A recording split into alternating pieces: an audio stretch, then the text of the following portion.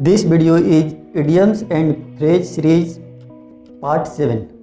Now, in this video, we will discuss a new idiom with their origin. तो चलिए शुरू करते हैं। तो आज का नया और इंटरेस्टिंग इडियम है अ बिग विग, जो कि आजकल एक single word a big wig के रूप में यूज किया जाने लगा है, जिसका हिंदी मीनिंग होता है धनी या प्रभावशाली व्यक्ति। A big wig means an important person या अ वेरी रिच पर्सन।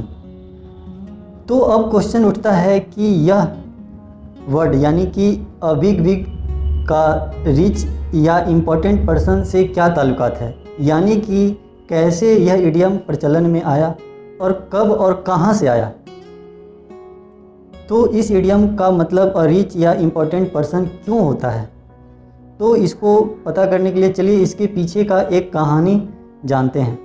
यह कहानी जानने से पहले आपको यह बता दें कि बिग का मतलब तो बड़ा होता है एज यू नो, और विग का मतलब बालों का बना हुआ एक टोपा, जो बाल होता है केस उसका बना हुआ एक टोपा, यानी कि विग का मतलब बालों का बना हुआ एक बड़ा टोपा। तो आइए अपने स्टोरी पर चलते हैं। तो यह स्टोरी 17th सेंचुरी की है। यूरोप के लोग के अंदर एक फैशन का दौर चला। वे लोग अपने बालों को अपने मुताबिक नहीं मोड़ पाते या नहीं फोल्ड कर पाते, जिसके कारण वे लोग क्या करते कि अपने बालों को मुड़वा लेते थे और मार्केट से मनचाहा विग को खरीद लेते थे, ताकि वह जिस तरह से चाहे उस तरह से विग को डिज़ाइन करके रख सकते थे या अपने स्टाइल अपने फैशन के अनुसार विग को पहन सकते थे।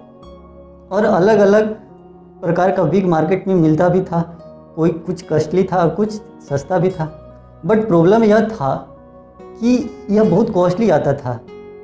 आप जितनी छोटी विग लोगे सस्ती पड़ती थी, और जितनी बड़ी विग लोगे वह कॉस्टली पड़ती थी, बहुत ज़्यादा एक्सपेंसिव थी, जिसके कारण विग वही लोग खरीद पाते थे, यानी कि विग मीन्स बड़ा टोपा, विग विंग्स वही लोग खरीद पाते थे जो अपने समाज में बहुत इम्पोर्टेंट और बहुत धनी हो। यानी कि यह स्टेटस बन गया कि अगर कोई धनी है तो वह विग पहनेगा, या अगर कोई विग पहना हुआ है तो वह कहीं ना कहीं एक इम्पोर्टेंट या रिच पर्सन होगा। तब से लेकर आज तक विग का तो फैशन तो ख़त्म हो गया, बट यह इडियम के रूप में आज भी इंग्लिश में यूज किया जाने लगा। Means a wig means an important और रिच पर्सन। जैसे विग विंग्स वर्ड आता था तो दिमाग में एक परसेप्शन, एक थॉट, एक इमेज बन जाता था कि यह कहीं ना कहीं एक बहुत इम्पॉर्टेंट या रिच पर्सन होगा। तब से लेके आज तक यह इडियम का प्रचलन आता चला गया और अभी तक यूज भी किया जाता है हमारे इंग्लिश में, लिटरेचर में, सभी में।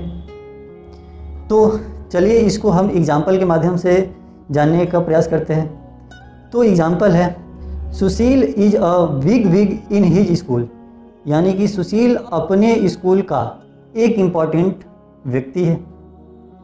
या इसको next example, Ravishankar is a real wig in education world, यानी कि रविशंकर शिक्षा की दुनिया में वास्तव में एक बहुत बड़ा व्यक्ति है। तो इस इडियम के बेस्ट पे एग्जाम में क्वेश्चन पूछा हुआ था।